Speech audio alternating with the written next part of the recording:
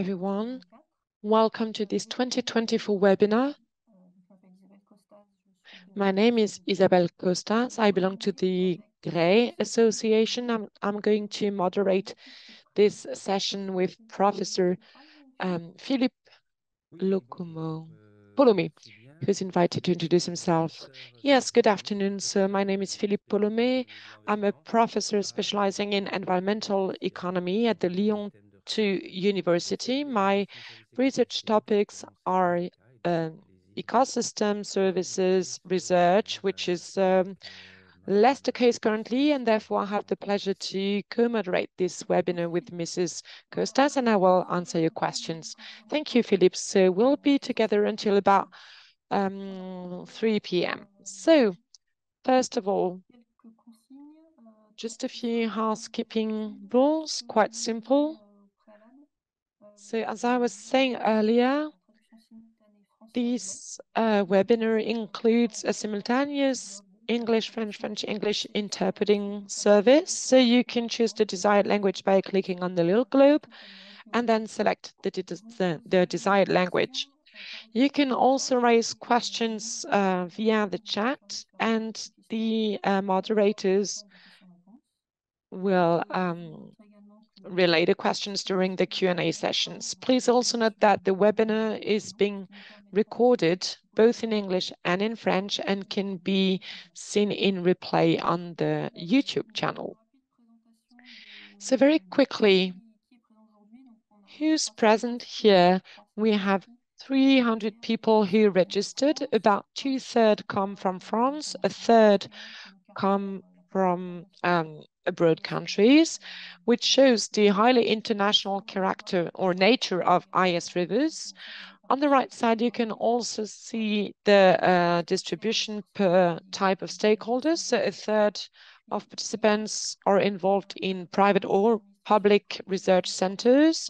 We have 36% of people working in local authorities and administrations, then 16% of people working for providers or companies, 14% of association, and 2% of private individuals, which is a quite diverse audience, showing an interest for this webinar. So who are we? This webinar is organized by Sabre and GREI. Sabre is a research facility accredited by the National Center for Scientific Research. It includes 23 research establishments on the scale of the Rhone Basin as a whole and undertakes interdisciplinary research on 9 workshop sites.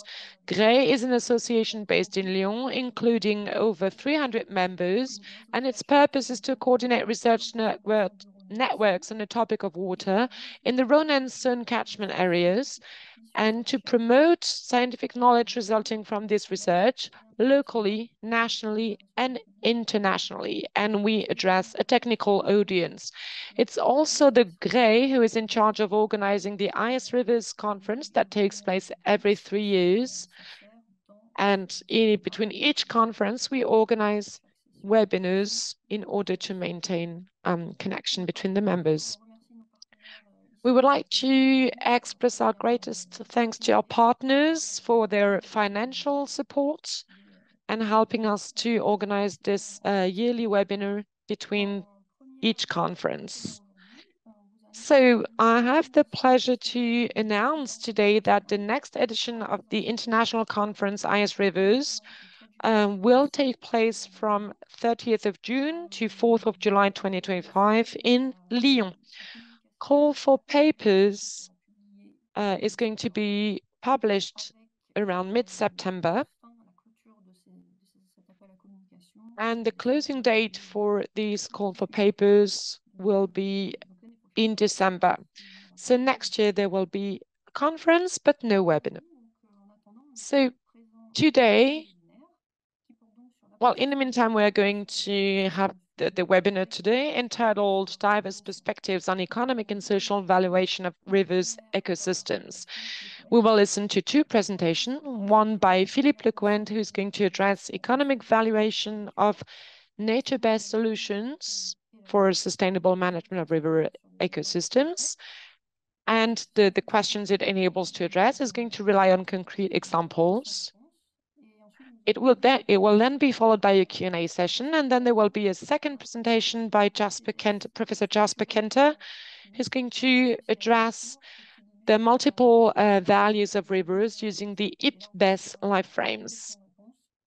And there again, it will be followed by a Q&A session at the end of the presentation.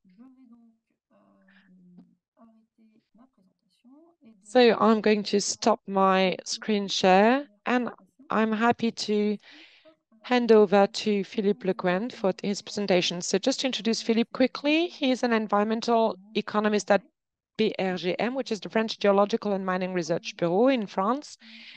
He also works in collaboration with the joint research unit, water management stakeholders and practices. After an initial experience in agronomy and plant production, he developed his research activities in environmental economics, in particular on the economic valuation of environment and ecosystem services. From 2018 to 2020, he led the European Horizon 2020 project entitled NIAD, addressing the valuation of nature-based solutions for water-related risks. And more recently, he's been working on nature-based solutions in relation to groundwater and on assessing and identifying their economic effects as part of a project called SFN-Just-ESO. So I'm happy to hand over to Philippe for a 30-minute presentation, followed by a Q&A session. Can you hear me? Is it okay? Yes, we can hear you. And we can see the presentation. That's great. Thank you very much for this invitation. Just to correct something, I didn't direct the project, but I was responsible for the economic side of that project. And it was coordinated in Spain. So this presentation is going to focus on different experiences of an economic evaluation of nature-based solutions, which I'm going to try to do by presenting a few principles to you and to highlight concrete applications. So I'm part of the BRGM, as was presented. I'm part of an interdisciplinary team mixing hydrogeologists and economists, and part of the Geo Laboratory as well, which is an interdisciplinary research unit as well. So in terms of the definition of nature-based solutions, as it's been put forward by the European Commission, we can see the discourse related to economics are highly present in this definition. We talk about solutions inspired by and based on nature, which are cost-effective, offer environmental, social, and economic benefits, and promote resilience. So these economic narratives are very present, but the results in line with this definition and the economic results or outcomes of nature-based solutions are less well developed, and we're looking to develop the results around these kind of issues. And the justifications on an economic level are very important. If we're talking about local water management plans or plans for quantitative management of water in France, and cost-benefit analysis as well. These are necessary in terms of the water framework. Economic analysis is also taken place in that context. In terms of the Barnier Fund, which is used for flood prevention, the cost-benefit analysis has been requested as well. So these economic narratives are very present both in the definition and implementation of public policy. And the aim of my presentation is to give you a few elements about the principles and methods that can be used to carry out this analysis. I'll try and slow down a bit, I know, because there is a simultaneous translation, but also to present to you some application cases. So a definition, first of all, about what we understand by nature-based solutions. Those people who aren't familiar with this, particularly for sustainable management of hydro systems and rivers.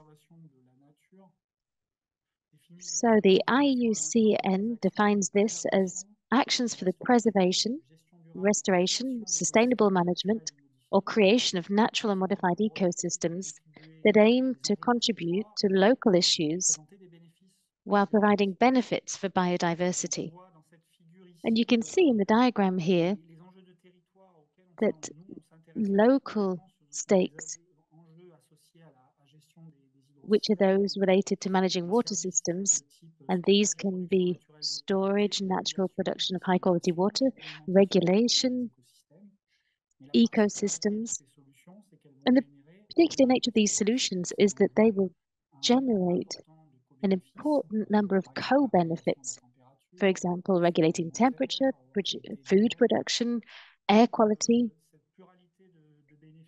So these multiple benefits are important in terms of the economic assessment of this type of approach.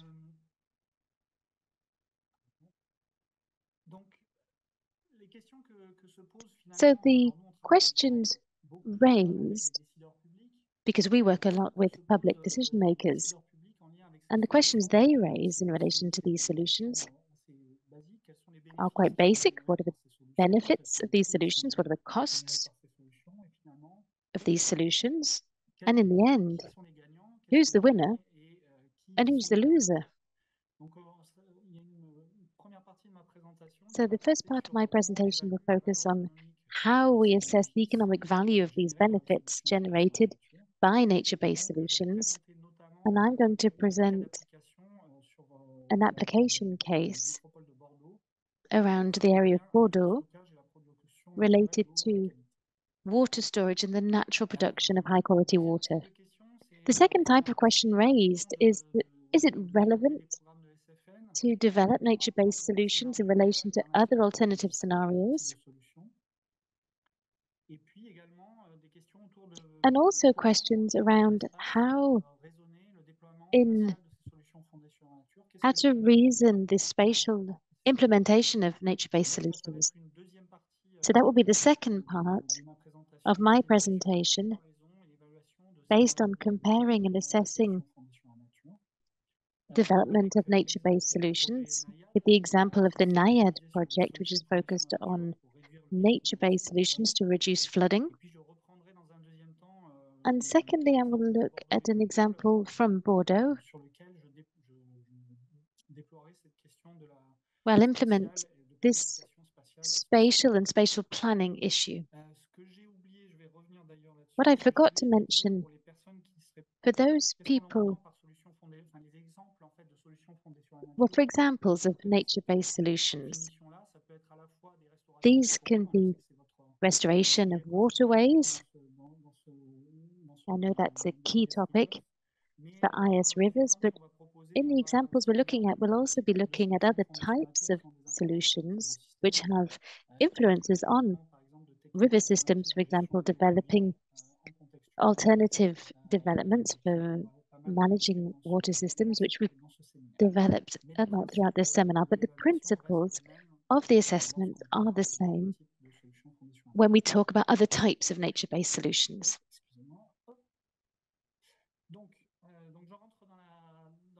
So now let's delve into the first part. So how we can assess the economic value of the benefits generated by nature-based solutions. In this diagram, this is the environmental economics basic manual in terms of how we can assess the economic value of an ecosystem or of nature-based solutions. In economics, we consider that this value is divided into a use value, so values which are associated with direct use of these solutions, but also non-use values, so values related to the value of these solutions existing, so the existence of a forest or a waterway, but also for future generations. So depending on the type of value we want to assess, we can use assessment methods which are different. If I take an example for you, if I take the example here of a drainage channel in a city, we can see the different benefits that this tree-lined drainage channel uses and use different methodologies for that. For example, a direct benefit would be that this drainage channel through rainwater storage will reduce runoff. And so we can assess the reduction of risk of flooding that this drainage channel would produce. We can associate that with the market because it will reduce damage to buildings. We can attribute an economic value to this risk reduction. Another example, we could try to assess the value from a recreational perspective, so the benefit that people get from wandering along this area. There are several different methods that can be used. For example, we have the transport costs method, so we'll try there and assess the costs that people are prepared to pay to go and wander along this pathway, and that gives us a recreational value. We can also try to look into the landscape value of this drainage channel. There are several different methods that we can use for that. One of them, for example, is hedonic pricing method. So this involves understanding the influence on the substitution market, so the property market here, how much residents are prepared to pay to live next to this drainage channel, given the influence that this can have on the landscape.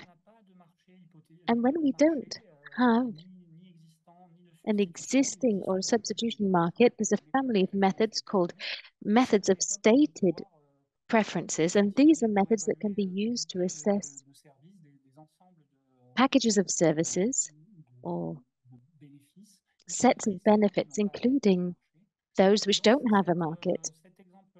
So it's this example which I will be developing throughout my presentation with the implementation of an experience of different choices made. So this example is based on the Bordeaux metropolitan area. There was a research and development partnership with the BRGM, so the French Public Institution for Earth Sciences Applications. And the context here is where drinking water was based on drawing on deep aquifers, which aren't renewed over time, which are overused. And the principle for the local authorities was whether we could develop nature-based solutions to promote rainwater infiltration into superficial aquifers to be able to use them for non-drinking water. And what we wanted to look at was the monetary value of the benefits generated by different development scenarios with the aim of obtaining this result.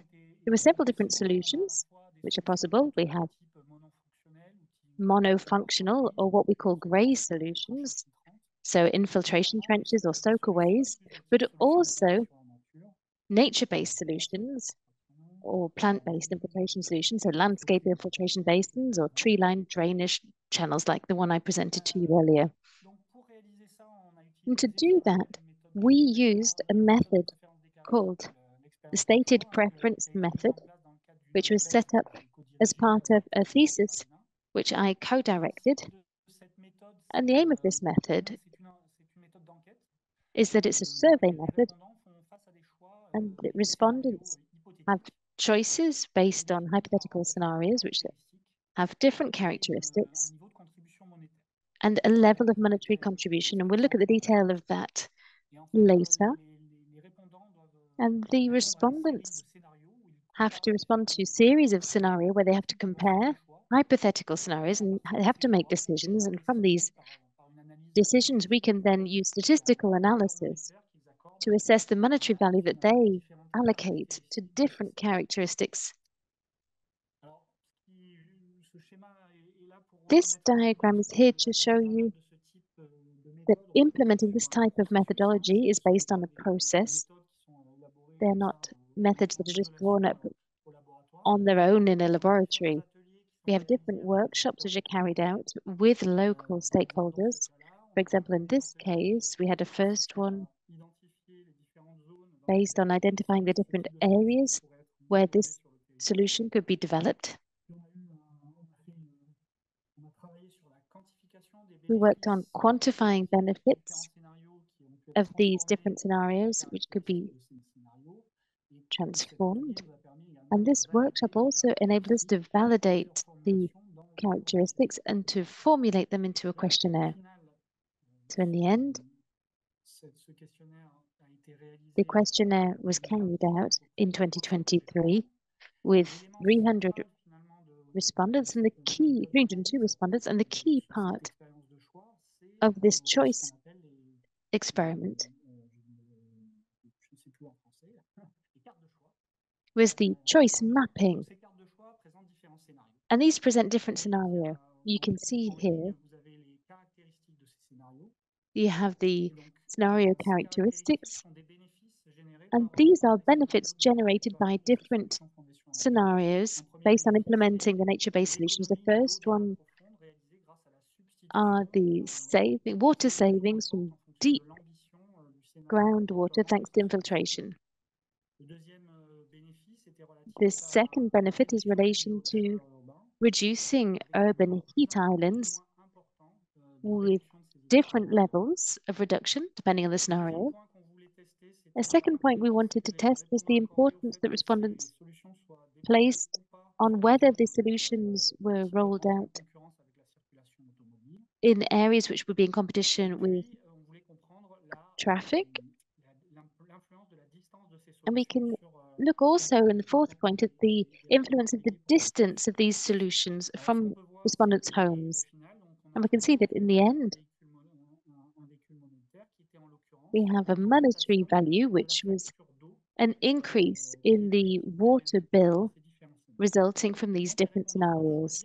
So respondents have to choose the scenario that they prefer, and there's always one scenario, which is the status quo, where there's no change at all.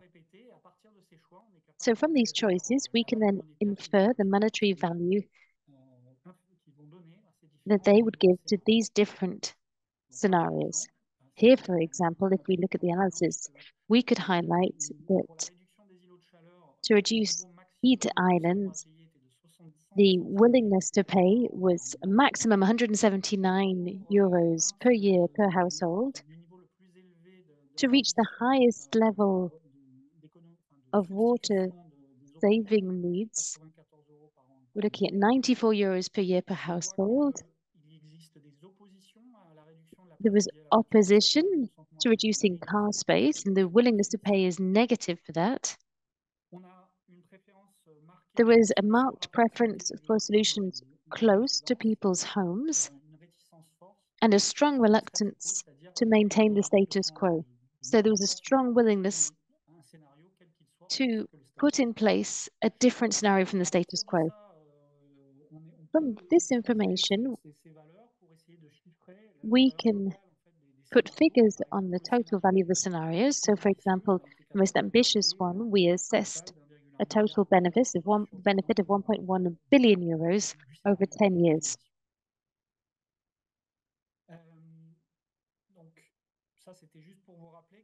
That was just to remind you that we've shown you an example of a method of stated preferences, and the gives you the total value attributed to that scenario. And we wanted to go a little bit further in our analysis of this willingness to pay. And we can analyze the spatial heterogeneity of demand. So we could highlight a correlation between the willingness to pay on an individual level and exposure to temperatures or high temperatures during heat waves. And you will see later on in the presentation. This enables us to produce mapping of demand, which can be used for local planning. And I'll give you an example of an application of that later on. There's another example as well of work that we've done in the NIAD project. We could see the different willingness to pay depending on the distance from the town centre in the town of Montpellier in France, with different preferences for the same solution depending on how far people were away. So now I'm going to move on to the second part. So we're going to start looking at comparison. We started about how to evaluate these benefits, and now we're going to compare these different scenarios and carry out economic assessment on these scenarios. So how we can compare different scenarios. And this is related to the European project I was mentioning, NIAD. And in this project, we compared nature-based solutions, development projects to reduce the risk of flooding. And we published an article on this comparing the cost-benefit analysis on 3 case studies, one in an urban context, a bit like the one I presented to you earlier, one in the Les Basin, where we developed nature-based solutions in an urban context. And the third case,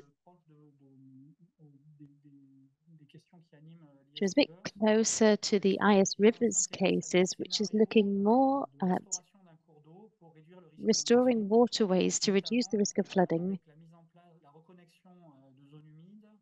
reconnecting to wetlands, restoring the place of the river. The idea was to develop a common analysis method to be able to carry out cost-benefit analysis on these 3 different cases. And to do so, the idea was to compare different scenarios, one which we call the reference vision. It could be doing nothing, or it could be a scenario, a particular scenario, then an alternative vision. And we can see that these different visions have different monetary values. For example, if we look at the co-benefits, which are generated in the reference vision and in the alternative vision. So we can imagine if the nature-based solutions, the co-benefits, which will be more significant, and we can see that on the right-hand side. We also looked at the reduction in damage associated with these scenarios. So we have the reference scenario with high level of damage, an NBS scenario where the damage is reduced. So the total benefit, which will be the value generated by these solutions. There's also an implementation cost involved, which appears in negative in the cost-benefit analysis. And there's also the opportunity cost. And the issue of that is a bit more complicated. It highlights the idea of developing NBS means that we won't be using land for other things which do have value. So we take that into account in our economic analysis. So there'll be a reduction in the land value. We won't go into the detail of this here, but there'll be an opportunity cost from the fact that we're using land.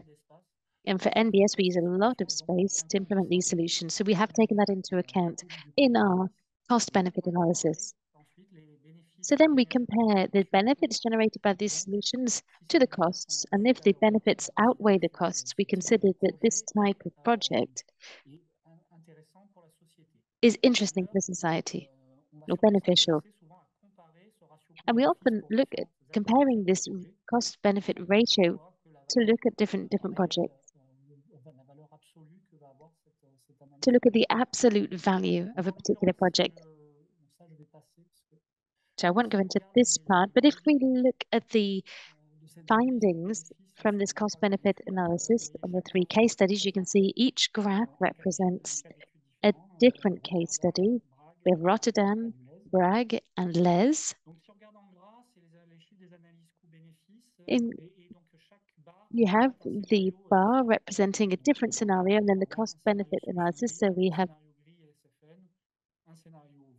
gray nature-based solutions. Bahag, you have a gray solution with embankment, and the green one, which is a nature-based solution based on restoring the river. And in Les, there are two different solutions based on nature-based solutions. So the cost-benefit ratio, if it's over 1, it means that the benefits outweigh the costs. And you can see that the findings aren't necessarily very clear. The conclusions aren't clear. We have a few cases where it's just above the ratio, and there's cases where it's under that amount. So from that perspective, we haven't got clear conclusions, even though there are scenarios where nature-based solutions have a higher cost-benefit ratio. But what we have been able to highlight is that for the same level of service, we've seen the reduction in flooding risk if you compare the scenario for grey solutions and the nature-based solutions, NBS, in BRAG. We can see that at the same level of service and reduction of damage in red, the additional costs for the grey solution. We can also see the important share of opportunity cost, like I mentioned earlier.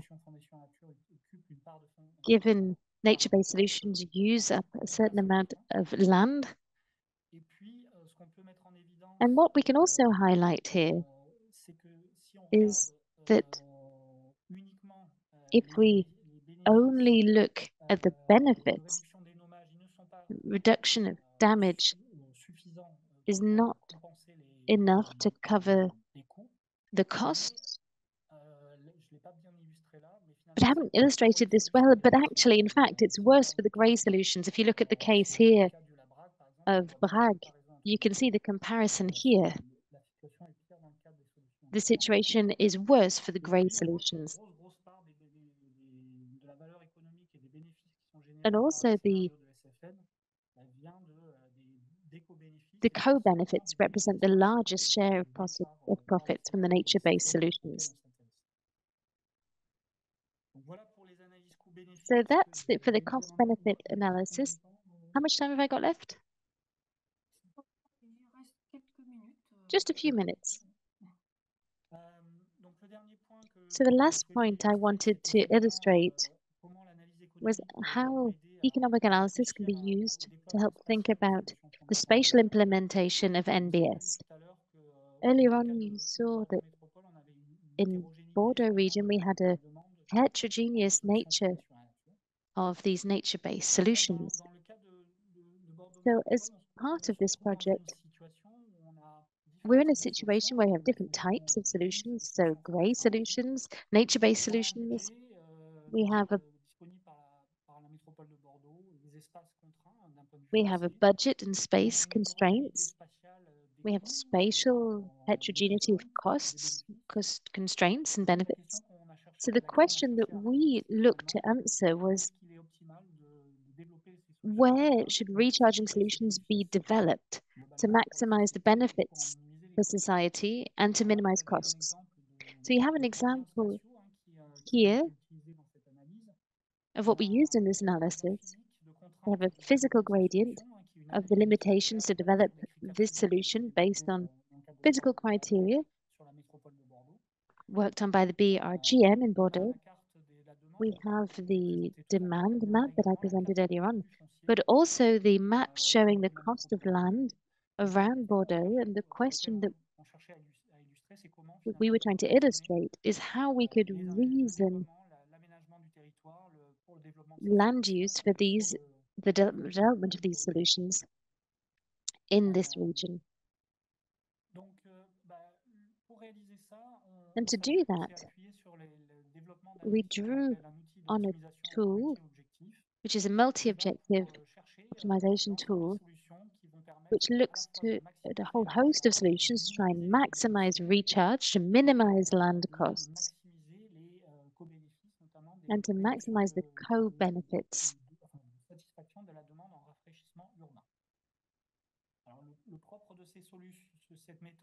So this method is not actually an economic method. It's more like a decision theory methodology, and it helps us to identify a whole host of solutions by looking at all the different possibilities of implementation that exist in the space available and the whole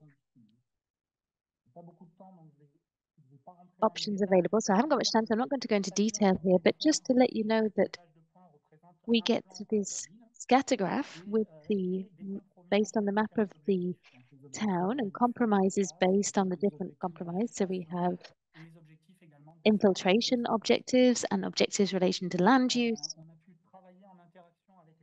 We worked with all the different stakeholders to try and identify all the compromises that could be interesting for them between recharging, restoring, and overall costs of these solutions.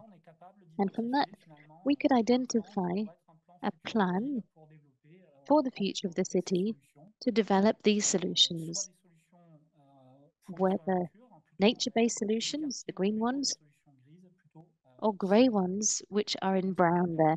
And that enabled us to identify these priorities for investment within this region.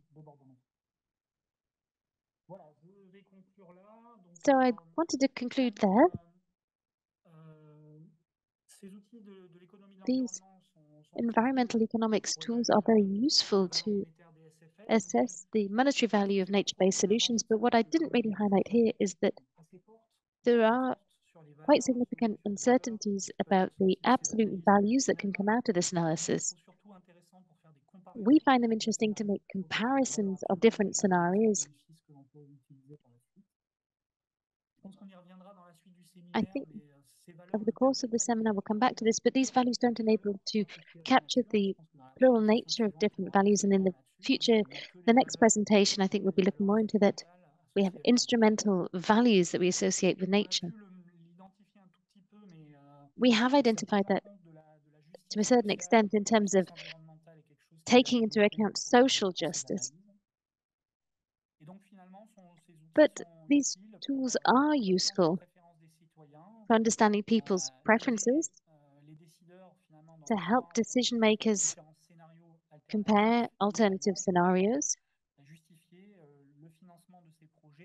and to justify decision making. And depending on the value of the different benefits, the use of different sources and the blending of different sources of funding. And just to highlight this point further, I didn't really get much time to talk about it, but all of these methods need heavy stakeholder involvement and interdisciplinary contribution in order to carry out these common evaluations. Thank you very much. Thank you very much for this presentation, which was very interesting and informative and very adapted to our particular topic with some great examples. So we'll move over to the question and answer now through the chat or not. Philippe, are there any questions to start us off? Absolutely, yes.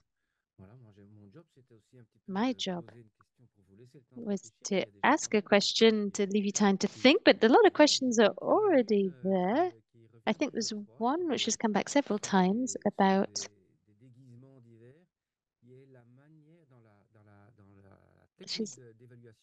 in terms of the evaluation technique that you talked about. There's several different characteristics which are the lines within what you showed us.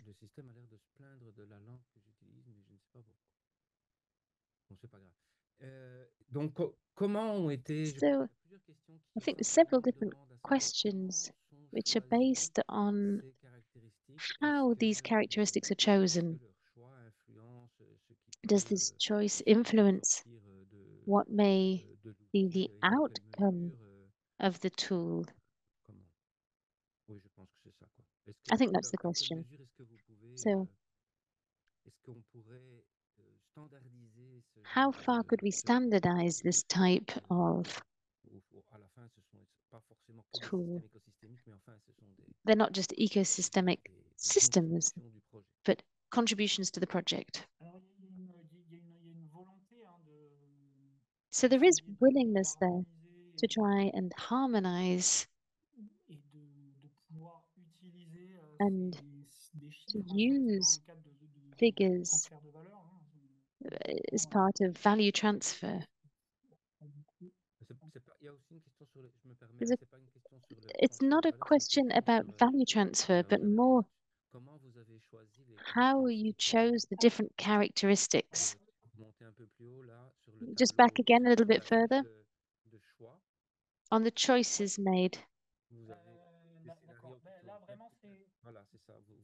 Là, vraiment, c'est dans ce cas-là, c'est vraiment. Alors, il y a So there's a mix here between dialogue with stakeholders. We wanted to know what the main benefits were that public decision makers were interested in, and the main benefits as well that could be associated to this type of solution. So these two aspects came out of our conversation. So the benefits related to institutions and substitution of water, which I presented to you before, and also to do with heat islands. And that only covers part of all the benefits which are associated with these solutions. Biodiversity, for example, isn't in there. So we could imagine that part of these benefits are integrated into preferences. For example, the preference for not remaining with the status quo. So the economic value could perhaps be assessed, but there were the benefits really that we wanted to assess, and also those that decision makers wanted to find out about in terms of value. And just to carry on with this question, could we imagine that these benefits could be defined through an initial workshop, asking people what benefits they were expecting? Yes, yeah.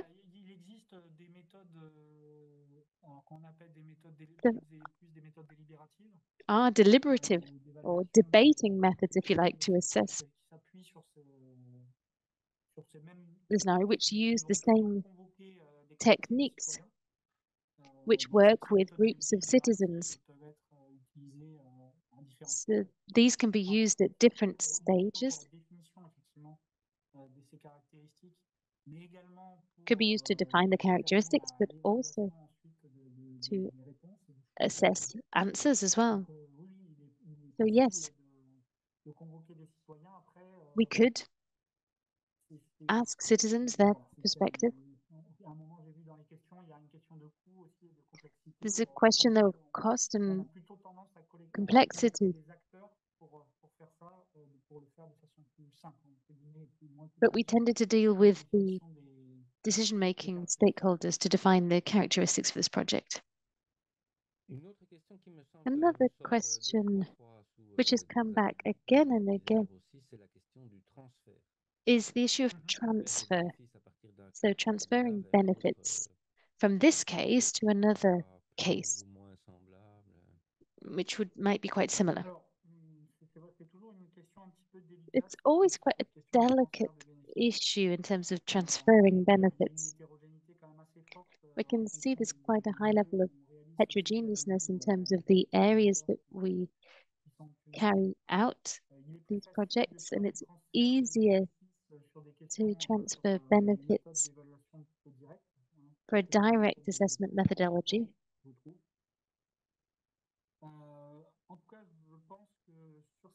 And I think that on the issue of NBS, we still need to produce more reliable results and findings to be able to then move on to transferring benefits. We don't have a developed enough corpus to carry out the transfer of benefits. Maybe in the long term we could do that. And the question then is why? What's the point? Is it to carry out cost-benefit analysis? And we can see a lot more reticence amongst the team to carry out cost-benefit analysis. But to compare different scenarios, that could be very interesting.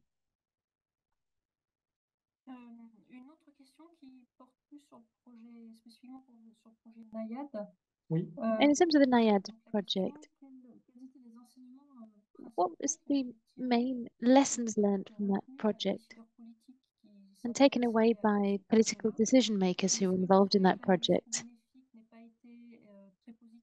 And the fact that the cost-benefit analysis produced unclear results, did that create a problem in terms of decision making? So the level of maturity was very different depending on each case. The analysis was carried out in very different contexts in terms of decision making. In terms of Rotterdam, we were integrated into a project. In terms of Les, it was more of a research approach. And La Brague, we were very integrated again in a decision-making process. So I was involved in implementing just in the Les project. And in Rotterdam and Brague, it was a collaborative project.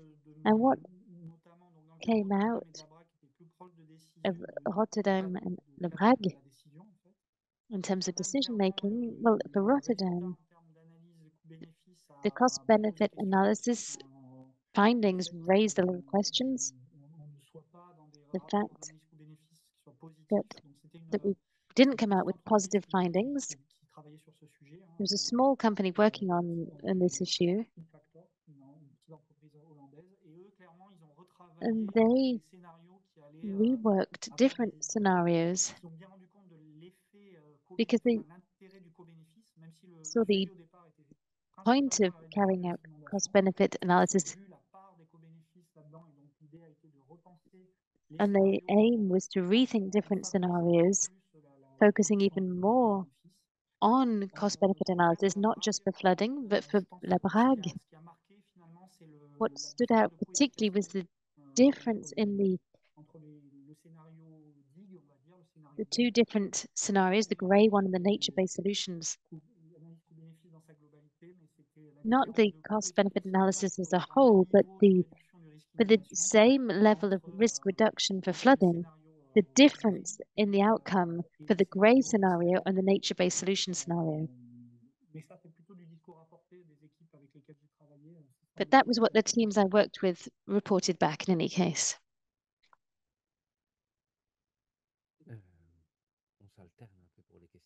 So we'll each go in turn for the questions. But the issue of cost benefits is interesting in terms of aggregating preferences, because in the end, it's not something that was requested. It makes me feel like I'm going to buy a car and I'm being sold a more expensive car with loads of options. But so I think it's not that obvious or easy to take into consideration cost-benefit analysis directly, particularly if the project is more expensive. If it's the same price, it's different. But if it's more expensive because there are additional things, but because not what you were asked in the first place, I think that raises a few fundamental questions there.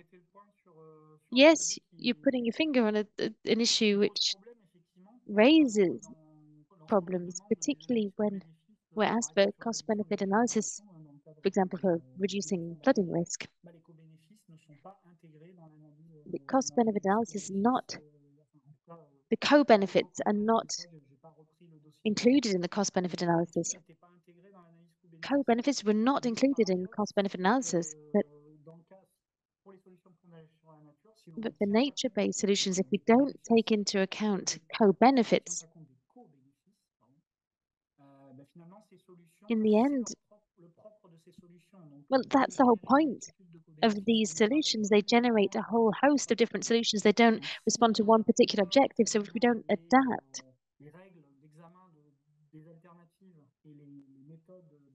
the methods and alternatives of analysis, we'll often end up focusing on grey solutions. So I think it's very important if we want to continue promoting these solutions, because we believe that they are good for society, and that's what we see in this co-benefits analysis. We need to look at the blending of funding, so finding different sources of funding to be able to capture the value generated by these different aspects. I'm going to take another question about ecosystemic systems. There's several different questions here. The first part,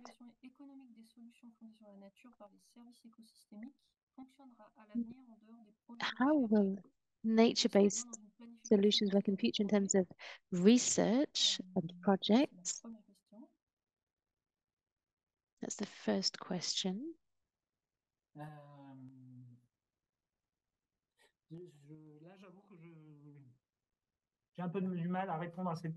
I'm struggling to answer this question, really, I'm afraid. I think decision makers would be better placed to answer this question. So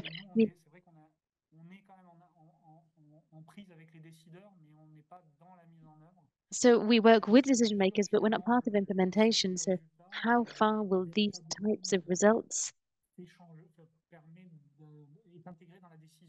be integrated in end decision making, and how far will it modify decision making? I don't know. I'm just not sure about that. And to continue along these lines, I think this will be the last question, and then we'll move on to the next presentation. Do you think that individual pre-selection of ecosystem will influence cost-benefit analysis when we're looking for alternative planning?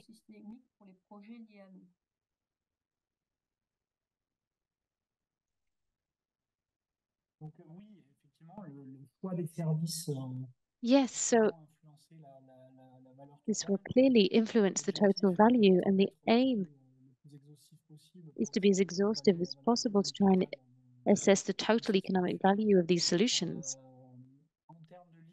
In terms of the list of services, yes, we're working to identify an initial list, and what we did in our case, it is not necessarily applicable, but we tried to have a first stage, which was a qualitative stage through interviews with the local stakeholders to identify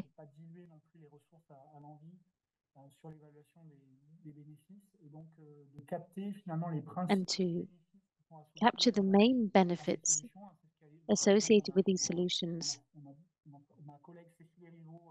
So my colleague, for example, worked on assessing rewilding and did this preliminary stage in her project, working with the stakeholders, and then focused on assessing. I'm sorry, the sound quality isn't good enough for me to interpret here. So the idea is to try and pre-identify the most important aspects in line with the issues of the local area. Do we have time for a last question in terms of beavers? Yes, I was reading that question about beavers as well. It's quite a specific question. I'm not sure I quite understand what we're talking about here.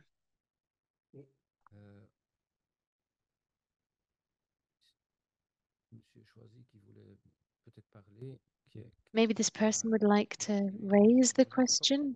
I'm not aware of the studies carried out on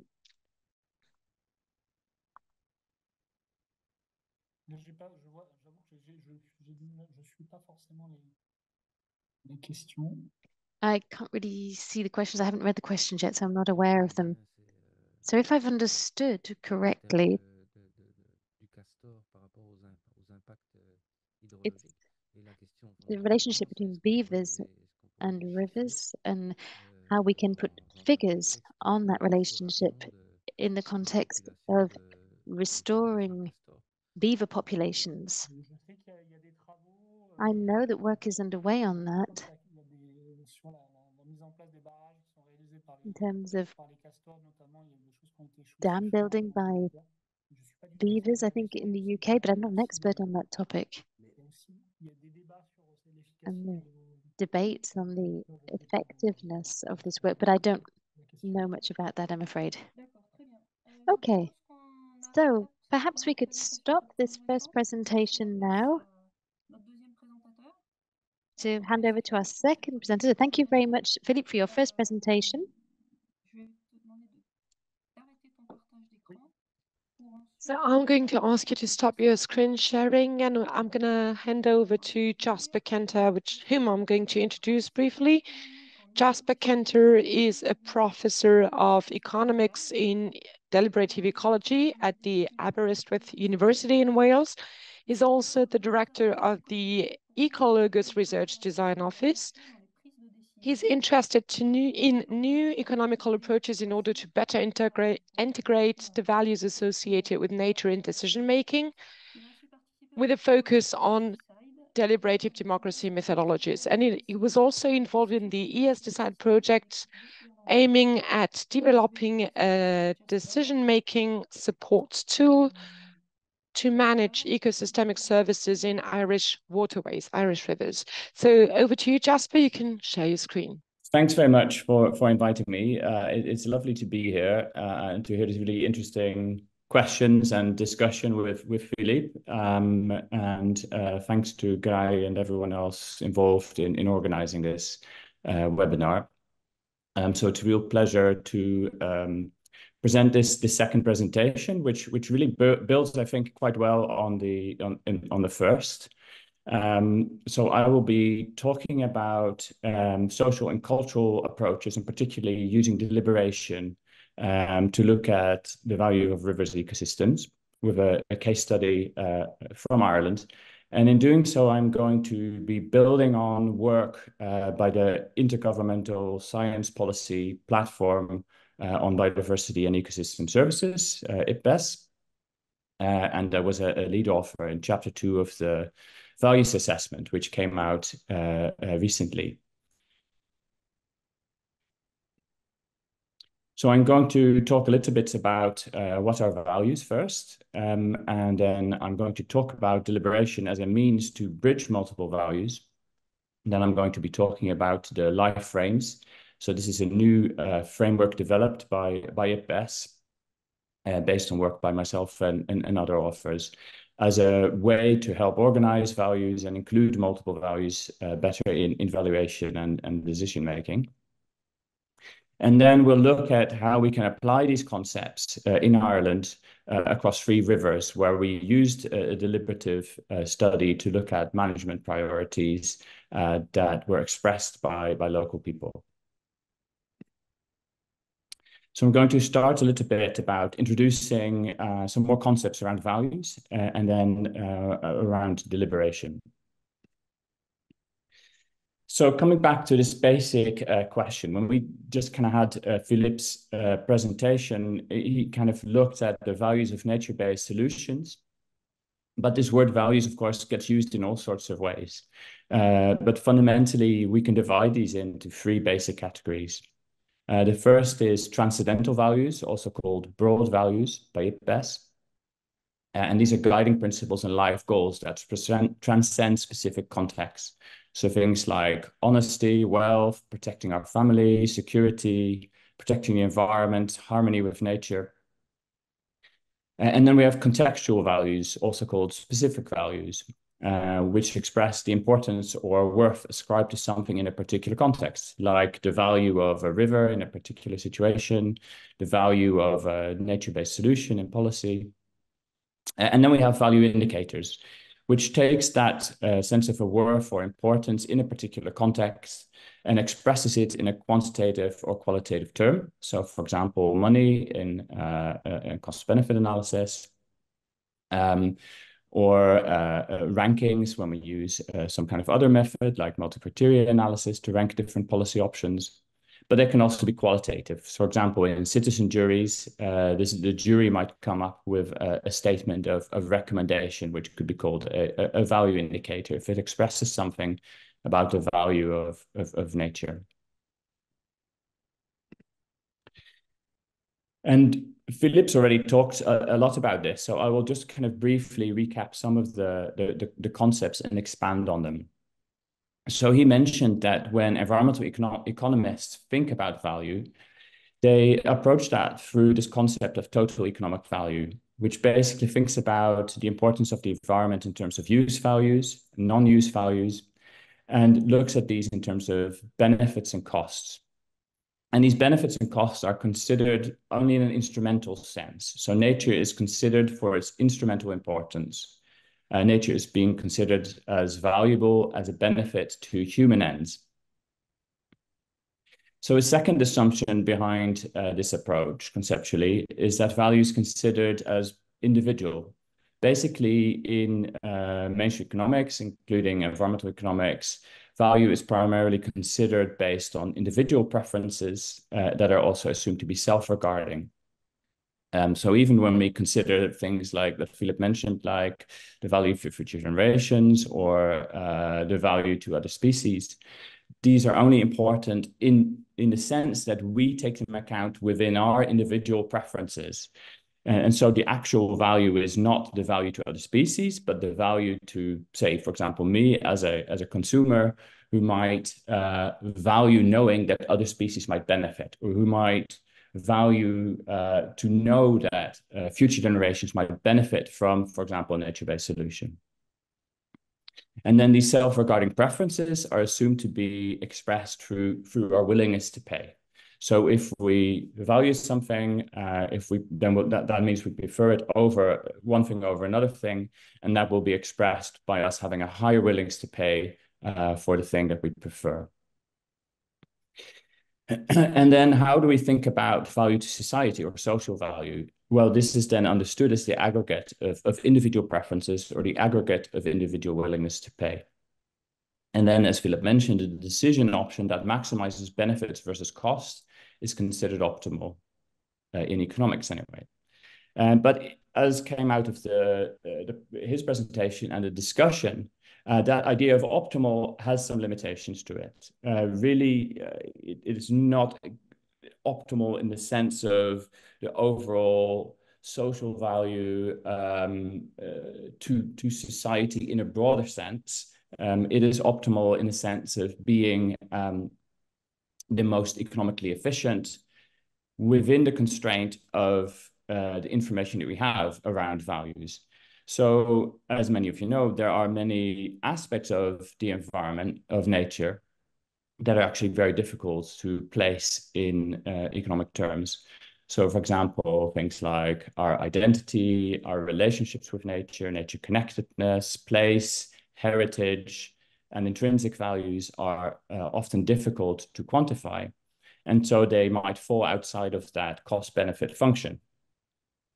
So what might be economically efficient in the sense that it maximizes benefits versus cost is not necessarily what, from a consideration of those broader values, is optimal to society. There's another limitation there. So this is the limitation around things like intrinsic values, relational values, but there's also another limitation, which is that focus on values as purely individual, self-regarding values. What about the values that arise more from a social context? So when we talk about situations like river management in Ireland, which I'm going to be talking about later, many of the values that people experience are not purely individual. They arise from social connections between people and their connections with the environment. And also when we think about how people value things, it's not often that they only value things in a purely individual context. It's not exactly like we buy a consumer product in a shop where we make an individual choice and we can kind of reduce that decision situation, that valuing situation, to a very kind of individual preference. Often the preferences that people have around the environment arise from social processes. People learn from each other, people discuss with each other, people experience the environment together. And that's what actually intersubjectively often gives rise to how people value nature.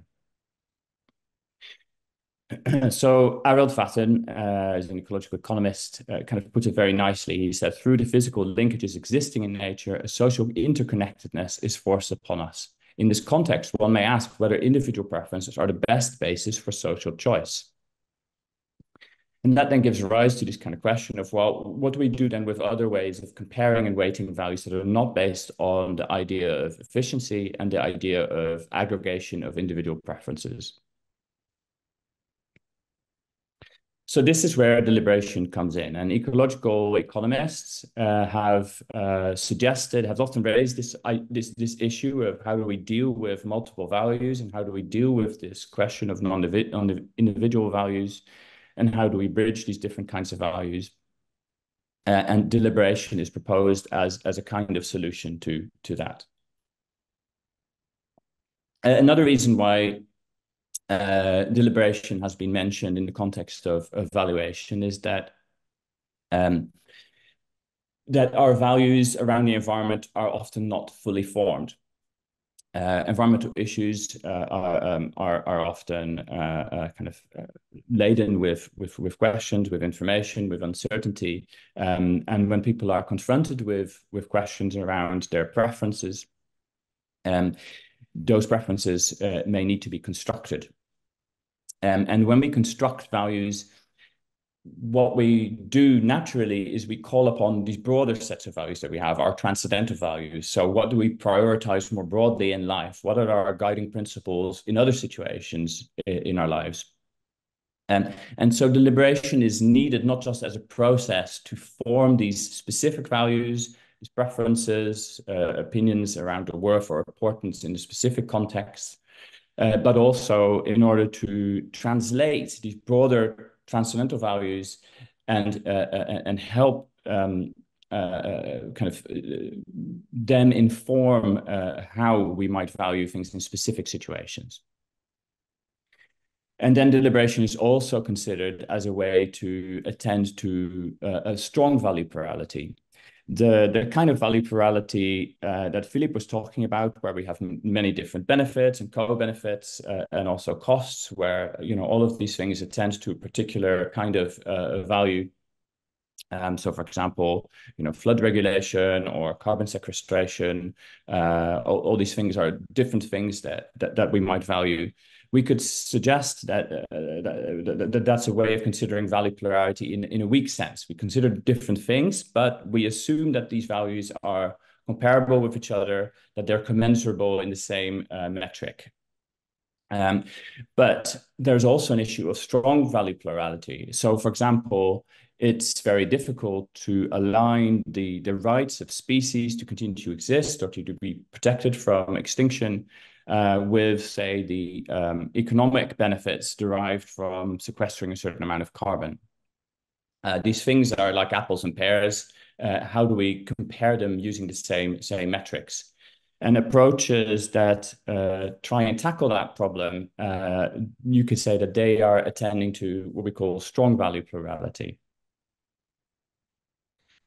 So I've talked about why we might want to think about deliberation. Well, what is deliberation? Deliberation is a way to form values around policy options. It's a way of searching for information, gaining knowledge through learning, forming and expressing reasoned opinions. And what does reasoned opinions means? It means developing our preferences, our values, our understanding of the importance of one thing over another, rather than through exerting power or coercion. So, for example, through the social status or social dominance of certain individuals, or through the building up of political power and representative democracy, Now, in deliberation, it's not about power relationships. In fact, in deliberation, ideally, we minimize power relationships, but rather we try and identify reasoned opinions through dialogue, for identifying and critically evaluating the options. An important component of deliberation is social learning. And social learning is a change in relationship between a person and the world. And this change in understanding occurs through social interaction, like a social deliberative process. And this learning occurs across more than one person. So if we think about these processes of deliberation and social learning and value construction, my colleagues and I, as part of the UK National Ecosystem Assessment some years ago, developed a model for how deliberation and value formation could work. And the idea is here that we have this kind of process that looks at our broad or transcendental values and then moves to this understanding then of individual transcendental values, and then move to thinking about the particular context, the beliefs we have in that particular context, how that shapes our norms, so what ought to happen in this particular context, and that then shapes our contextual values, so what is important, what has worth in that particular context, and that can then be expressed as value indicators. And within this process of value formation, there are a range of ingredients. So our worldviews also come into play within the deliberative process. The knowledge, beliefs of other people come into play, including experts. And there's a range of key factors of influence. So, for example, group composition, the institutional context, the extent that we might explicitly consider certain kinds of values, the process, intensity, duration, and things like power dynamics and facilitation and design. And these key factors of influence then shape the kind of outcomes that we might have from deliberation. So positive outcomes, things like the changes in trust, which could be improved, changes in terms of how we understand the values of others, which could be improved. But also there can be negative issues that can happen. So if the process is poorly facilitated, trust could actually diminish, people could entrench their views. So really, deliberation is not necessarily a good thing. It really needs to fulfill a range of conditions in order to work effectively and achieve these kind of positive outcomes that can lead to a legitimate form of value formation. So I've talked about values and I've talked a little bit about deliberation, and now I'm going to touch briefly on the life frames and how it best conceptualize as of multiple values of nature and how the life frames play a role in that. So the values assessment was a 4-year-long assessment which considered many thousands of sources from across many different disciplines. And one of the key components that the values assessment developed was a typology on nature's values, which has 4 basic levels in it: worldviews and knowledge systems, broad values, specific values, and value indicators. So broad values is another word for transcendental values, and specific values is another word for contextual values. And these are the kind of horizontal layers of that typology, but vertically the typology is organized according to 4 different life frames. And so I will just kind of say first a little bit more about specific values. So Philip already mentioned instrumental values, which are the kind of main way of thinking about values that conventional economics considers nature as a means to an end. But there's also intrinsic values, the inherent worth of biodiversity as ends in and of themselves, and relational values, which are the importance of desirable, meaningful, and often reciprocal human relationships. And then alongside with broad values, knowledge systems, and worldviews, we can organize these in 4 life frames: living from nature, living in nature, living with nature, and living as nature. And here are some examples from the value assessment of how values might differ depending on the frame that we take. So the way that we think about nature and how nature matters. So living from nature thinks about nature as a resource, important for supporting livelihoods and prosperity. living with nature or living with rivers, because we can think of nature as a whole, but also specific elements of nature.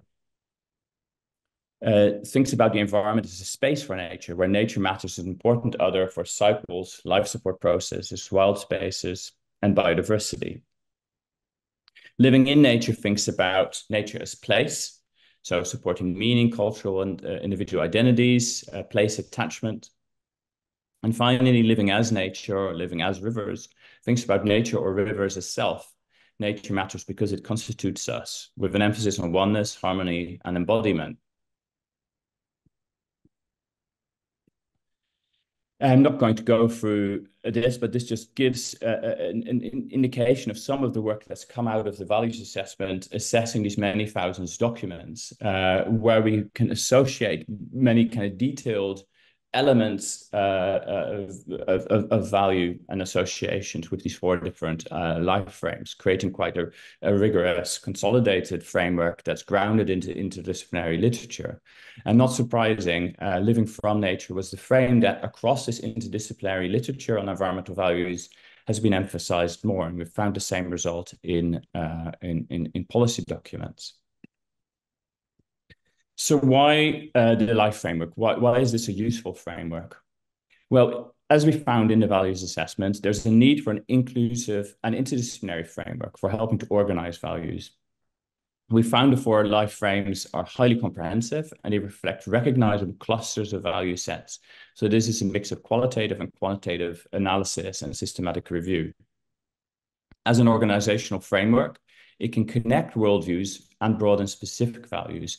So not just focusing on those very particular aspects of nature, but connect them much more broadly with these broader values, what's important more generally in life, and also how do we look at the world? How do we look at nature? How do we think about different perspectives? And how do we get to know it through both scientific, different disciplinary and interdisciplinary knowledge systems, and also local and indigenous knowledge systems.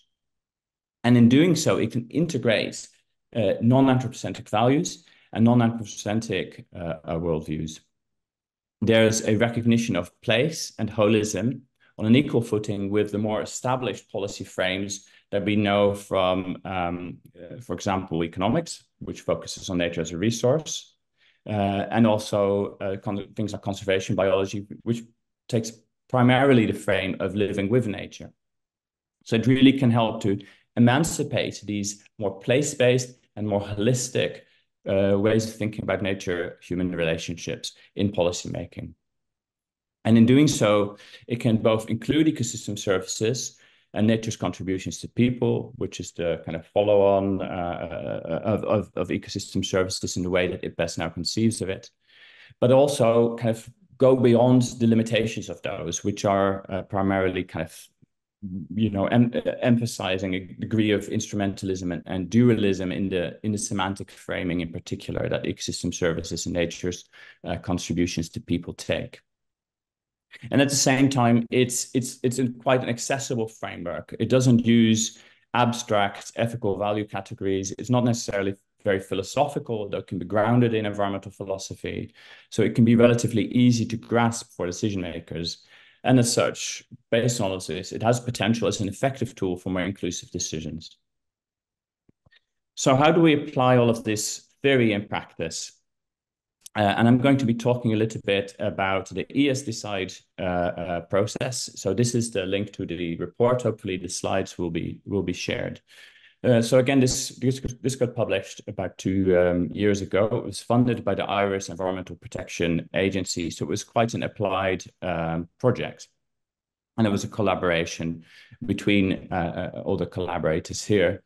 So Mary Kelly Quinn, Michael Bruin, Craig Bullock, Mike Christie, Marcin Penk, Jeremy Piggott.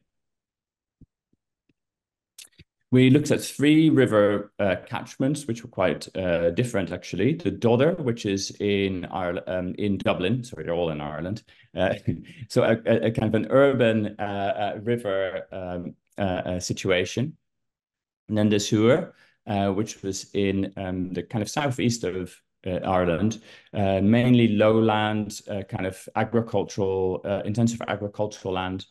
And then the Moy, which was more diverse, kind of sets of ecosystems, a lot of peatlands as well, which would be affecting water quality, and a kind of more rural, less intensive agricultural context.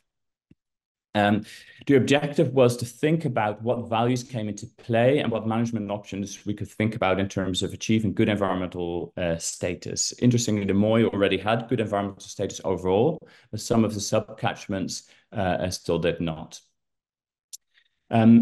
The ESDecide project built on a previous project, ESManage, which actually used many of the tools that Philippe mentioned. So used choice experiments to think about eliciting individual preferences and trade-offs based on ecological modeling of what kind of possible values could come into play in river management. So this was a follow-on to do some deliberative valuation to look at the kind of broader values and broader societal options, but also expand some of the ecological modeling that could underpin that. So our questions were, how does river management affect different ecosystem services or nature's contributions to people? What values do local people express for Irish rivers? How do different NCPs, so nature's contributions to people, and values of rivers interrelate? Can shared values or shared priorities be formed around river management? And does the application of the Life Framework help elicit a broader range of values? So my colleagues, led by Martin Penk, developed a Bayesian belief model of these river ecosystems. And that's been published here. So linking together a range of kind of inputs, things like phosphate concentration, sediment load, etc., and then linking that to a range of ecosystem services with indicators. So, for example, mayfly richness, dipper density, recreational water quality.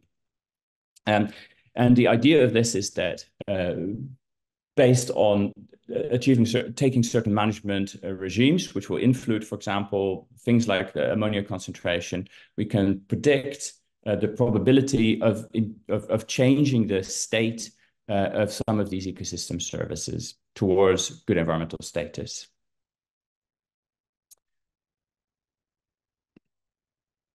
So again, we used the deliberative value formation model to help design the workshops that we consequently did to help integrate this ecological knowledge into local context and decision-making, and get stakeholders, get citizens' views of what management options we should into place. So we talked with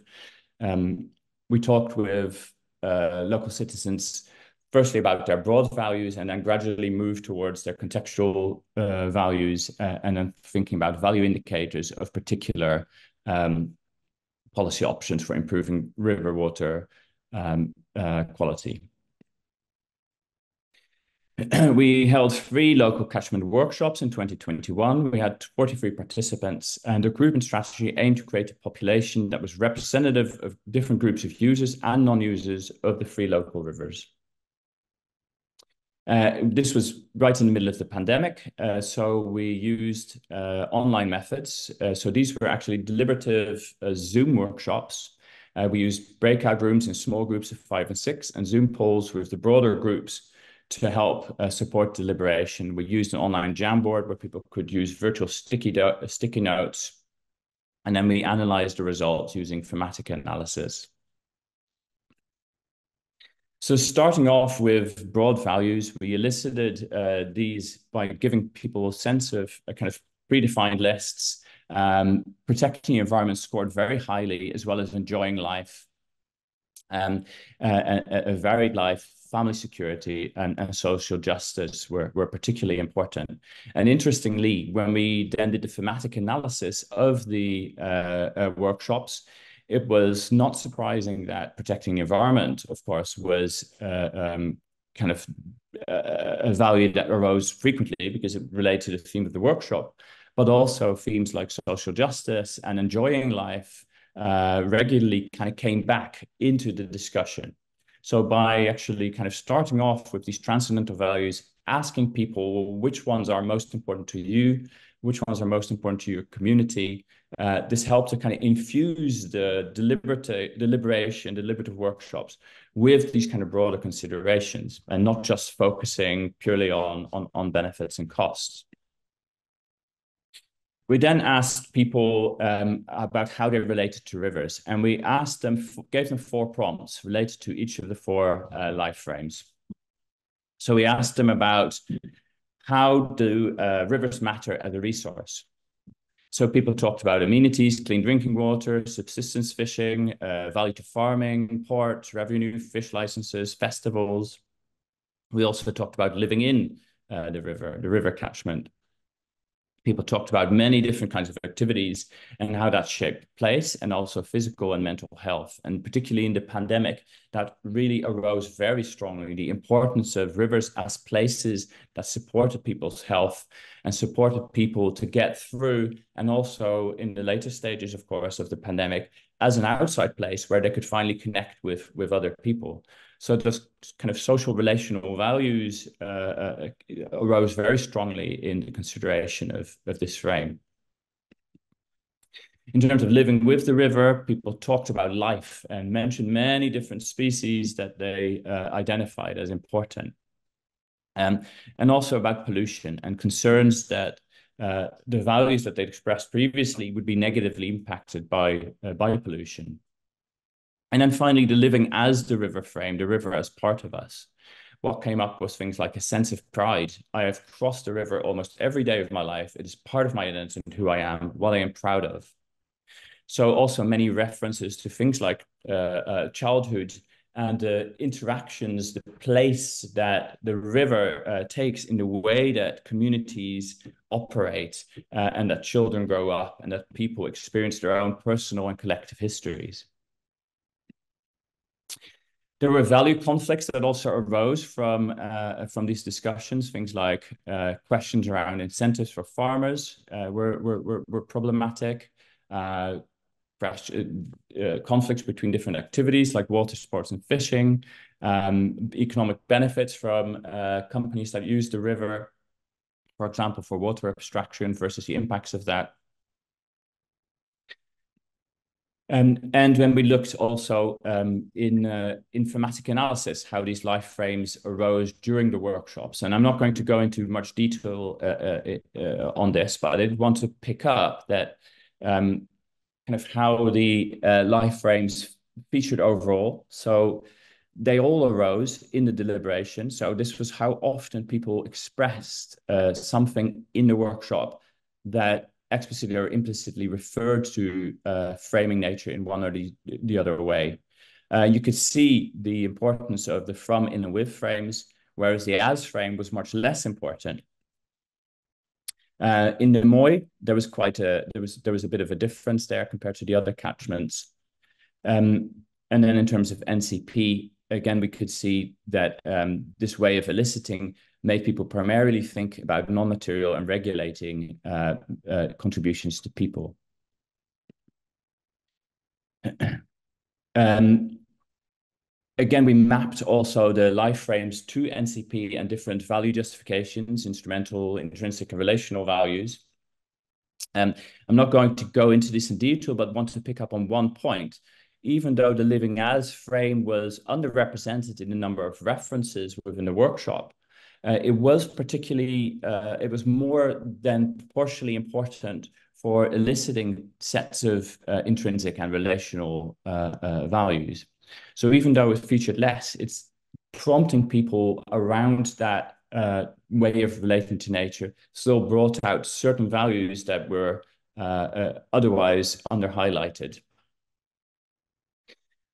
So then kind of moving on from values to management along that kind of cascade of the deliberative value formation model, we presented participants with results from the Bayesian belief network in an accessible way, looking at the likelihood of receiving kind of small or moderate or substantial improvements on the current state in terms of river health. So we looked at management options like upgrading wastewater networks, installing screens in sewage overflows, creating new urban wetlands, creating rain gardens, managing land to prevent pollution from agriculture and forestry entering rivers. And this was all for the Dodder. And then when we looked at the Moy and the Sewer, we had a range of other options. In the Dodder, what people eventually prioritized during the workshop were integrated constructed wetlands and overflows. In the Moy, they prioritized creating buffer strips and reducing intensity of pasture management. And in the Sewer, they prioritized creating buffer strips. Interestingly, we did a pre-workshop questionnaire where we asked individuals to express their preferences for different options. And that was kind of the starting point for the deliberation. But there was a difference in what came out of the workshops and just aggregating the individual preferences. So, for example, the importance of wetlands in the urban setting in the Dodder became more important during the deliberation as people kind of talked about different ways of tackling sewage. Whereas in the Moy, there was initially more emphasis on wastewater treatment. But then when people actually realized that the impact of agro-environmental measures would be more significant, they changed their preferences in that direction. And similarly in the Sewer, again, the buffer strips were prioritized over wastewater treatment plants, in part because people could see the greater effect. But there were also other reasons why preferences shifted. It helped I'm going to come back to that actually. So deliberation shifted a number of preferences, but it also helped bridge intuitive, broad-based, value-based judgments versus informed specific values. Yes, this is what I was going to come back to. So people kind of intuitively started off in these workshops with an aversion towards human sewage going into rivers. Very understandable and I think a very broadly held value in many of our societies, that people resist that kind of human pollution in our waterways. But following deliberation, where they became more familiar with the agri-environmental context, as well as the cost of different kinds of measures, there was a shift towards stronger support for agri-environmental schemes over sewage wastewater plant options. And this was in part because of thinking about not just the intuitive kind of aesthetic aversion against having human sewage in water, but better understanding the implications of the different forms of pollution, how they took place, and how they could be remedied, and what was also the economic cost of these things. Other options that were kind of prioritized were options that were linked to multiple life frames and values. So it's a kind of interesting, really links to kind of what Philip talks about the importance of options that have co-benefits. People often thought in this way as well. So, for example, thinking about buffer strips, it's not just about improving water quality in a cost-effective way, but also improves aesthetics and supports ecological corridors. So it links to these different life frames of place, creating beautiful places and landscapes, attractive places to live in, but also living with, supporting biodiversity, protecting the rights of other species, as well as living from, finding cost-effective ways to use the natural environment as a resource for nature-based solutions. And different stakeholder positions could be bridged during deliberation to find consensus. So, for example, in the Moy workshops, which were the most kind of most rural setting, there were conflicts at the start around the intensity of land management. Aversion with some kind of very farming-oriented community members towards reducing the intensity of land management, whereas others supported it. So there was quite a lot of discussion around that. But that discussion did find a way out towards supporting that that measure as a priority measure, but with an emphasis on much stronger participation for farmers in the design of those management measures. And this highlighted how the groups attached a strong value to deliberative processes to stronger participation in river management and agri-environmental management to support improving river health and water quality. And that this needed to be a multi-stakeholder process that would bridge farming, science, and public engagement with policymakers. Another interesting thing which you can see on the graph, on the table on the right here, is the number of management-related themes that were discussed in the workshop. So there was a lot of kind of pragmatic considerations discussed, as well as value considerations. And these are the kind of considerations you would associate really with more formal political processes. So the kind of cost-benefit analysis, kind of thinking about efficiency and effectiveness, about things like maintenance and sustainability, where do the trade-offs lie, who is going to monitor it, how do different scales interact with each other, what are the incentives amongst different stakeholders and how do we support that, what is the public perception. So actually what we could see was that participants really took on the role of the kind of policy-making hat. And they really enjoyed it. Most of them strongly enjoyed the workshop. Almost everyone felt strongly that their views were heard and considered.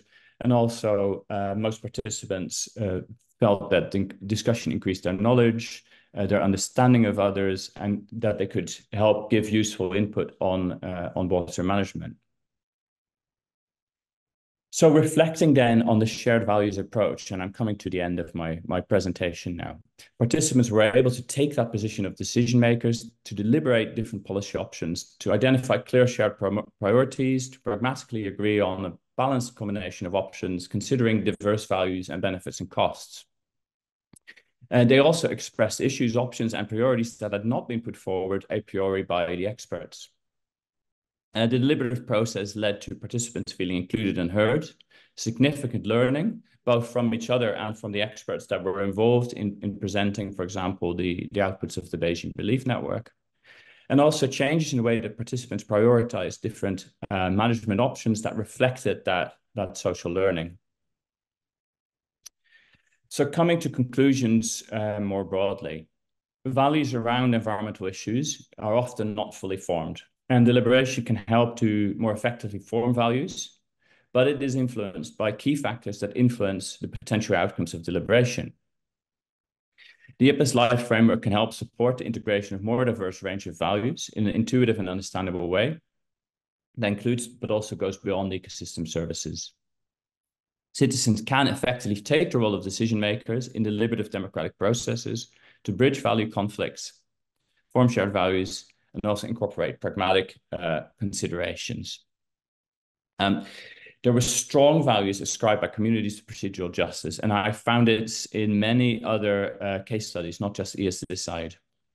And deliberative and shared values approaches must have a particular strength, and because they can be seen as more legitimate when there are many stakeholders, when the management is complex, or when there is already pre-existing contestation between different stakeholder interests, and when there's a lot of uncertainty and complexity. I think there's a great deal of value in the kind of approaches that Philip presented, and those approaches don't exclude or the kind of approach that I'm suggesting, or vice versa. I think that when there are these more complex and contested situations, then really the role of things like cost-benefit analysis and also ecological modeling should be to feed into a more deliberative democratic process where they can feed in different points of view, different evidence, each with their constraints and limitations, recognizing that there is uncertainty, recognizing that different values can clash, and that we cannot just assume that they can be held commensurable, and that there's a need for a deliberative, consultative, and participatory process and a learning process in order to identify ultimately which kind of policy outcomes, which management options, and which values to prioritize. So I want to acknowledge my colleagues in IPBES, particularly in Chapter 2, who are mentioned here, who helped to develop work on the life frames. And of course, the ESDecide team, who I've already mentioned, but in addition, also Derek, who helped with the analysis. And then finally, I want to point to some guidelines that we've developed. So first, as part of the UK National Ecosystem Assessment follow-on, where we have a handbook for decision makers on shared plural and cultural values. And then also a shorter and more recent brochure on demystifying shared and social values. So both can be found on these links above. And for the rest, I very much welcome you to contact me with any questions and collaborations. So thank you for your time and for attending this presentation. Merci Jasper pour cette présentation sur le côté social, on pourrait dire des rivières, et effectivement pour démystifier les approches délibératives. Thank you, Jasper, for this presentation and for demystifying deliberative approaches. We're now switching to the Q&A session. So, Philippe, I would like to let you start. Yes, it feels a little bit weird to speak French when Jasper was speaking English, but apparently it seems to go well. So I'd like to join Jasper for thanking the whole teams. It was extremely interesting, and I would like to express my interests for moving forward with values psychologies. What you explain reminds me of notions that I've been developed for quite a long time regarding the use, the non-use, the functions, amenities, but it clearly seen that the reflection, the thinking is moving forward, is continuing, and there's a certain number of ideas that weren't there before and that have emerged since then. So that's really a strong positive point. Now, what seems particularly new to me, even if it's not to some extent, but it's the integration that preferences are not preformed nor stable, which psychologists always said, but it's not usually integrated in those issues of approaches and public decision making because it's difficult to integrate. So the difficulty here is the question of aggregation. I can see many questions added on the chat, so I might not have to ask many questions. But as you know, in France, we are in a context that is where we're kind of losing faith in so-called deliberative processes. So what makes you think that a deliberative approach is necessarily going to lead us to a positive result? Because that's what you might seem to say. Why don't you think it might not lead us to demagogic solutions, as it seems to be the case today? Don't you think that people who are a little bit shy will be able to express themselves, or is it going to be the solution of the one that speaks loudest? So that's my question, and then I'll look at the questions on the chat. I've got plenty other questions if you want, but I'll let you answer that, and then I'll look at the chat. Yeah, thank you, Philippe. Yeah, I think aggregation is the big question, both in economics and also in deliberation. I try to emphasize this in my talk, really, that the outcome of deliberation is not always positive, like you said, and that there are many poorly run deliberative processes, and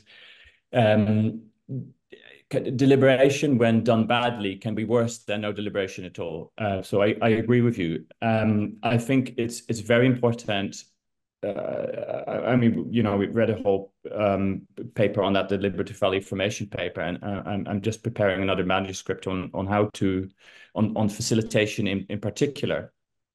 But I think the evidence does point to the real learning potential from well-run deliberative processes. So, for example, for the last European elections, there was a very large deliberative panel held, not the last one, but I think, when is it, 5 years ago, a very large deliberative panel held all over Europe around people's voting intentions. I'm kind of bringing this in, obviously, because of the current kind of situation in France and also in the UK and European elections, where people deliberated on key topics relevant to those European elections over 2 days. And this was a cross-section of voters.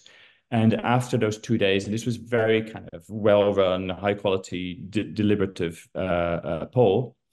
And so after 2 days deliberation, there was a substantial shift in voting intentions. And the reason why this is that people changed their mind around 2 issues in particular: climate change and migration.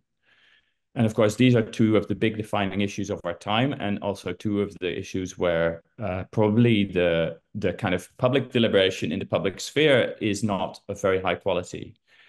And so there is that evidence. I've also found in much smaller scales kind of evidence around particular environmental management issues that people are very well able to deliberate. I think it's crucial to look at participants' evaluation themselves of how they found the deliberation, whether they felt included and heard, and how many people within the deliberative process felt that, and whether that is equal across all backgrounds. I can go on with saying many other kind of factors and suggestions on how we can have a kind of rigorous deliberative process, but there's no time for that. But it's very important. Vous voulez que je continue, Isabelle, ou... Should I continue, Isabelle? I would like to ask the next question. These deliberative processes enable a better listening of people's concerns, well, of participants' concerns. Were you able to notice that it also enables to become more familiar with projects, like a better endorsement of projects afterwards? Yeah, I'm going to talk a bit more broadly than just ESDecide. Another project I did a few years ago involved fisheries management, and with a much more high conflict environment, where we did not achieve consensus around management options. However, also with the people who kind of did not get their way in terms of which preferred options is around management of a marine protected area, who did not get their point of view as the final option, they also positively evaluated the project. And this was working directly with a decision-making authority who realized that their usual way of consulting with stakeholders was not functioning. They needed a better way that would independently facilitate it. And after, there's been a much more positive development of participation across all stakeholders, including with those who did not kind of get their way. So yeah, there is potential for that. Okay, merci. Il me semble qu'il y a plusieurs questions. Thank you. It seems to me that there are various questions relating the way we can select the stakeholders or participants for these deliberative approaches. So the questions are how and whether you need to achieve a kind of balance between the various profiles selected. La question générale which is kind of a general question of representativeness of deliberation compared to this society as a whole, so to say. Yeah, I think there's 2 perspectives on this, and they can be complementary. So the first perspective is on having a kind of demographic representation. So very similar to, for example, the choice experiments that were mentioned earlier. You try and represent every social group proportionally to the statistics of the population. And I think this is in many cases used, so for example, with certain types of deliberative methods like deliberative polls, sometimes with deliberative monetary evaluation. In other cases, you use political representation or stakeholder representation, where it's more about representing all the points of view and all the issues. So what's most important here is that every perspective is around the table, and that is equally considered and equally included.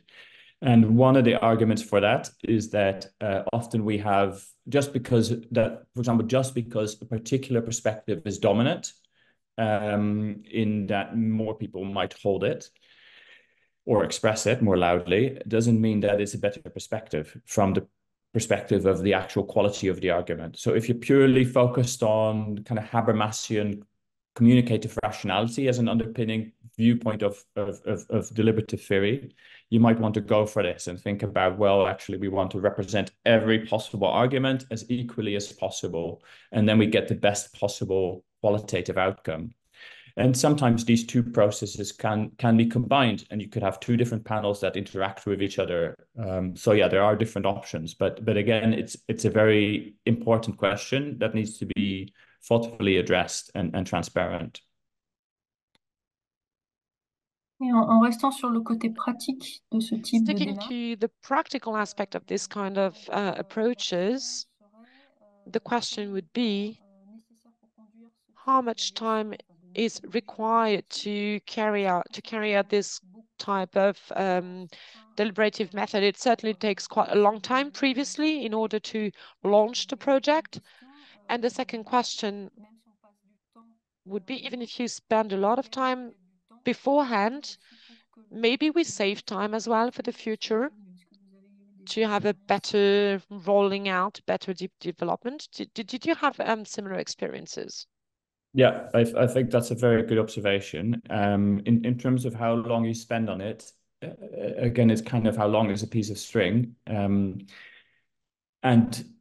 what is the scope of the process. If it's quite a narrow process that's quite focused, there's not a huge amount of conflict, like in ESDecide, then it can be very efficient. So we had 3 half-day workshops. In terms of the amount of resources that cost, it was quite limited and probably less than the cost of the choice experiment in the previous project.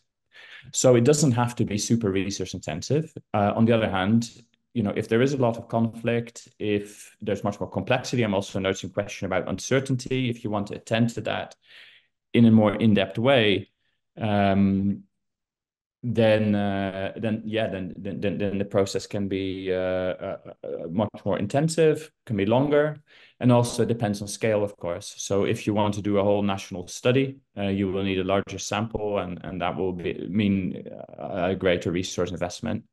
I definitely think that there is potential for reducing risks and costs later on in the decision-making process. If you have a kind of a top-down decision-making process that then leads to a backlash and conflict later on, definitely that can be more costly in terms of dealing with that, in terms of time and resources and potential policy failure, than dealing with it earlier on. I think that's a very good point.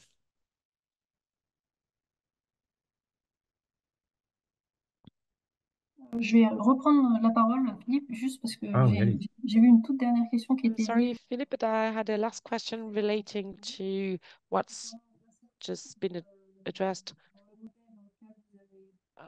That relates about uncertainties. I'm sorry, the sound is really bad. Have you been able to test uncertainty regarding ecological data and the result, and how this could have influenced the outcome of the deliberative process? I missed the beginning of the question because of the sound. I'm sorry. Yeah, so the question, does the uncertainty, I can see it here in the chat, does the uncertainty of ecological knowledge, like in the Bayesian model, influence the deliberation of values? Again, it's a good question. So I think this was a limitation of ESDecide, that we made it explicit, but obviously for most citizens, a single workshop is not enough time to really explain the concept of a Bayesian model and attend to that uncertainty properly. It wasn't necessary, I think, because like I mentioned, this was not a situation with a high level of conflict or where the existing uncertainty would have made a huge amount of difference. In other situations, we have had that. One that example that I mentioned before around marine protected areas was one of those. We actually don't. This was in the channel between England and France, and you might be surprised, but we actually don't know often exactly what's on the seabed, even in the channel, and the ecological value of that, let alone how particular human activities might affect that ecological value. So the scientific evidence can be very uncertain. It can be very contested. And then the best way to address that is to bring it in explicitly, to acknowledge it. It will then influence the values. I think a key question that can then be made explicit within the deliberative process is, how do we attend to the precautionary principle? So bringing in that moral dimension of kind of, in a way, kind of how much cost are we willing to accept to make sure that we secure a certain value, and so in a way kind of linking the economic argument, so the question of efficiency, with the question of moral duty, and that is a difficult debate because they're two different ethical categories. But I guess that's the whole point of deliberation. There is no other way to address those two different ethical points of view, other than some kind of deliberative debate, because you cannot model that or find an optimal solution without going into those ethical, without making certain ethical assumptions.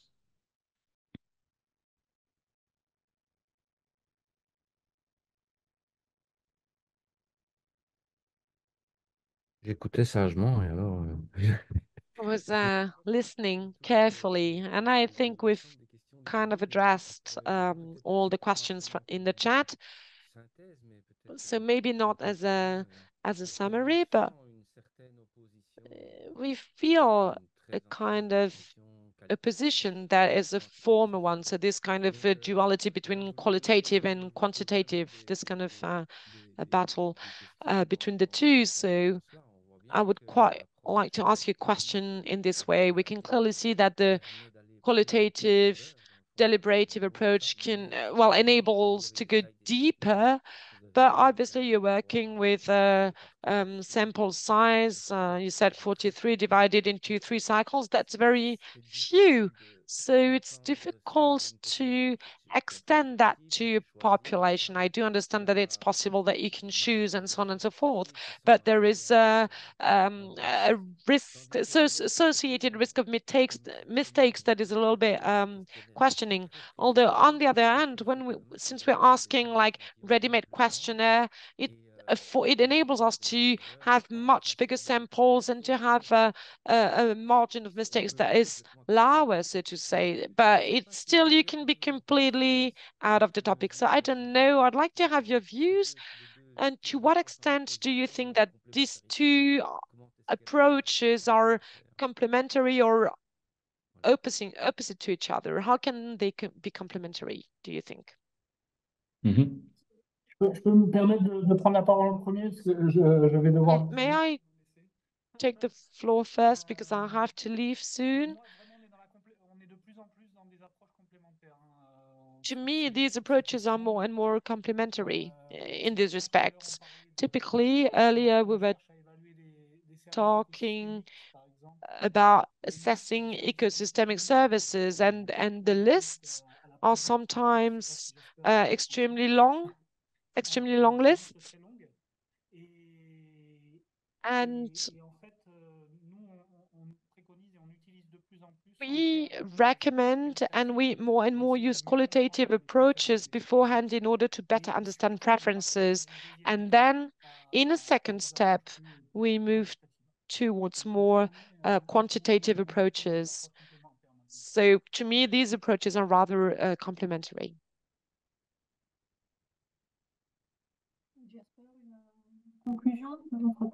Jasper, would you like to give your conclusion from that question? Yeah, I mostly agree. I mean, of course, it's an age-old debate between qualitative and quantitative methods, not just in economics and in valuation. And you know, if the resources can enable it, then mixed methods, you know, always has advantages. But you know, it is possible to do deliberation at a bigger scale. So one study I did was in the Solomon Islands, where I worked with rural communities, and it was a particular tribe, and it was about 5,000 people, and we had 500 people participating in 43 kind of workshops. It did take 2 months. So, you know, if you have the time, then it's possible. But the other way, of course, in which it can be done is that you have a larger sample, survey-based sample first, and then you look at whether you can get a representative sample of that survey and actually test through deliberation how people's views have changed following the deliberation. And then you can infer changes based on the broader sample. So you can actually also combine them in a quantitative way. So it is possible also with slightly larger samples of, like, you know, 50 or maybe 100 people deliberating, to do some quantitative deliberative monetary valuation, and potentially link that then also to a larger sample size. Très bien, mais merci pour toutes ces réponses. On va s'arrêter là, on est déjà 5 minutes en retard. Ça va, c'est pas trop... Thank you very much for all these answers. We're going to stop here. We are 5 minutes over time. Maybe it's not too late. Philippe, if you want to go for the conclusion before we leave. Oui, pardon, Philippe, En fait, la question que j'ai posée... So the question I raised was to try and generate concluding ideas. Well, that's at least how I see things. These are questions and approaches looking into underneath it all the same thing with a qualitative or quantitative perspective, which each have their own bias and their own advantages. And I think we shouldn't be trying to promote one above the other. I think there are very relevant aspects of both approaches, and that's why they've been surviving for so long. But I can see that it's quite difficult to bring them out in a complementary way.